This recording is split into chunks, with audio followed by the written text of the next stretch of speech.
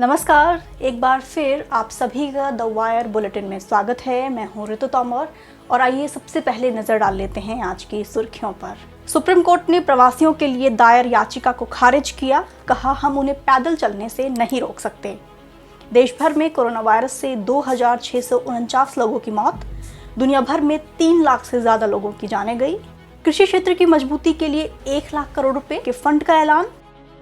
तबलीगी जमात के 3000 से ज्यादा सदस्यों को क्वारंटीन सेंटर से छोड़ने के लिए अदालत में याचिका दायर।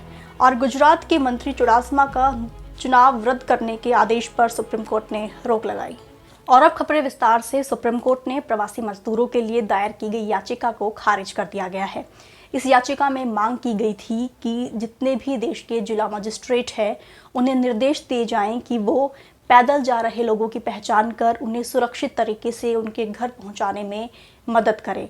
आपको बता दें कि महाराष्ट्र के औरंगाबाद में 16 मजदूरों की ट्रेन से कटकर हुई मौत के बाद ये याचिका दायर की गई है। सुप्रीम कोर्ट में जस्टिस एल नागेश्वर राव, संजय किशन कौल और BR गवई की पीठ ने कहा है कि अदालत के लिए संभव नहीं है कि वो इस स्थिति को मॉनिटर करे। इसके साथ ही सुप्रीम कोर्ट ने साफ तौर पर कहा कि ये दरअसल राज्य सरकारों की जिम्मेदारी है कि वो इस संबंध में उचित कदम उठाएं। सुप्रीम कोर्ट ने कहा कि अगर लोग पैदल जा रहे हैं तो हम इन्हें कैसे रोक सकते हैं। इसके साथ ही अदालत ने याचिका दायर करने वाले अधिवक्ता को भी फटकार लगाते हुए कहा है कि उनकी याचिका दरअसल मीडिया में छप रही खबरों पर ही पूरी तरीके से आधारित है। और अब अगली खबर। देश में बीते 24 घंटों में 100 और लोगों की मौत के साथ मृतकों की संख्या बढ़कर 2649 हो गई है, जबकि संक्रमितों का जो आंकड़ा है वो बढ़कर 81,970 हो गया है। जबकि अभी तक कोरोना वायरस से 27,000 से ज़्यादा लोग जो हैं वो ठीक हो गए हैं। अब अगर दुनिया भर की बात करूँ तो दुनिया भर में कोरोना वायरस से 3 लाख से ज़्यादा मौतें हो गई हैं, जबकि संक्रमितों का जो आंकड़ा है वो 44 लाख से ज़्यादा बताया जा रहा है। अब बात करें अमेरिका की तो अमेरिका भी दुनिया भर में कोरोना से सबसे ज़्यादा संक्रमित देश बना हुआ है और अमेरिका में कोरोना वायरस से अब तक 85,906 लोगों की मौत हो चुकी है, जबकि वहाँ पर जो संक्रमितों का आंकड़ा है वो 14 लाख से ज़्यादा बताया जा रहा है। अमेरिका के बाद सर्वाधिक संक्रमित जो दूसरा देश है वो ब्रिटेन है। ब्रिटेन में अब तक 33,693 लोग जो हैं वो कोरोना वायरस की वजह से दम तोड़ चुके हैं। रशिया में कोरोना वायरस से 2,305 लोगों की मौत हुई है, लेकिन संक्रमितों के मामले में रशिया ने ब्रिटेन को पीछे छोड़ दिया है। अब बात करें इटली की तो इटली में 31,000 से ज़्यादा मौतें हुई हैं। स्पेन में 27,331 लोगों की मौत हो चुकी है, जबकि फ्रांस में यह आंकड़ा 27,428 है। अब बात करें यूरोपीय देश स्लोवेनिया की तो स्लोवेनिया ने घोषणा की है कि वो पूरी तरीके से कोरोना मुक्त हो गया है। वहीं पर अमेरिका का जो शहर है न्यूयॉर्क, वहाँ पर कोरोना से संबंधित सूजन कई एक दुर्लभ बीमारी का मामला सामने आया है और इनके 110 मामलों की जो है वो जांच चल रही है और अभी तक इस दुर्लभ बीमारी से 3 बच्चों की मौत हो गई है। वहीं पर चीन में कोरोना वायरस के 15 नए मामले जो हैं वो सामने आए हैं। और अब अगली खबर। कोरोना वायरस के मद्देनजर लॉकडाउन के चलते प्रधानमंत्री नरेंद्र मोदी द्वारा घोषित 20 लाख करोड़ रुपए के पैकेज को लेकर वित्त मंत्री निर्मला सीतारमण शुक्रवार को लगातार तीसरे दिन मीडिया से मुखातिब हुई। आत्मनिर्भर भारत पैकेज के तहत दी जाने वाली ये तीसरी किस्त है और इस तीसरी किस्त के तहत खेती, दुग्ध व्यवसाय, मछली पालन, पशुपालन और फूड प्रोसेसिंग व्यवसायों के लिए उनको प्रमुखता दी गई है। इसके साथ ही वित्त मंत्री सीतारमण ने यह भी कहा कि 11 अलग अलग चरणों में कृषि और उससे जुड़े हुए व्यवसायों को लेकर राशि का ऐलान किया गया है। मूल रूप से कृषि क्षेत्र के लिए 1 लाख करोड़ रुपए, सूक्ष्म फूड प्रोसेसिंग इकाइयों के लिए 10,000 करोड़ रुपए और मछुआरों एवं पशुपालकों के लिए 20,000 करोड़ रुपए के फंड का ऐलान किया गया है। इसके साथ ही national animal disease control programme का भी ऐलान हुआ है और इसके लिए 15,000 करोड़ रुपए आवंटित किए गए हैं। यानी इस प्रोग्राम के तहत एक तरीके से गायों, भेड़ों और बकरियों का टीकाकरण किया जाएगा।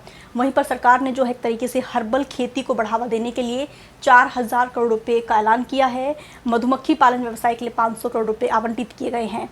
इसके साथ ही निर्मला सीतारमण ने यह भी कहा कि आवश्यक वस्तु अधिनियम जो है यानी जो एजेंशियल कमोडिटीज़ एक्ट है उसमें संशोधन किया जाएगा, जिससे फूड प्रोसेसिंग से जुड़े व्यवसाय हैं उनको अपार मदद मिलेगी। अब अगली खबर। तबलीगी जमात के 3,000 से ज़्यादा सदस्य बीते 40 दिनों से विभिन्न राज्यों के क्वारंटीन सेंटर्स में रह रहे हैं। वो जांच में कोरोना वायरस से संक्रमित नहीं पाए गए हैं, लेकिन इसके बावजूद उन्हें इन क्वारंटीन सेंटर्स में रोक कर रखा गया है। आपको बता दें, इसी को लेकर दिल्ली हाई कोर्ट में एक याचिका दायर की गई है, जिसमें कहा गया है कि अदालत जो है वो अधिकारियों को निर्देश दें कि क्वारंटीन के लिए 14 दिनों की जो अवधि है उसका पालन करें। इसके साथ ही एक उच्च स्तरीय समिति का गठन करने की भी मांग की गई है।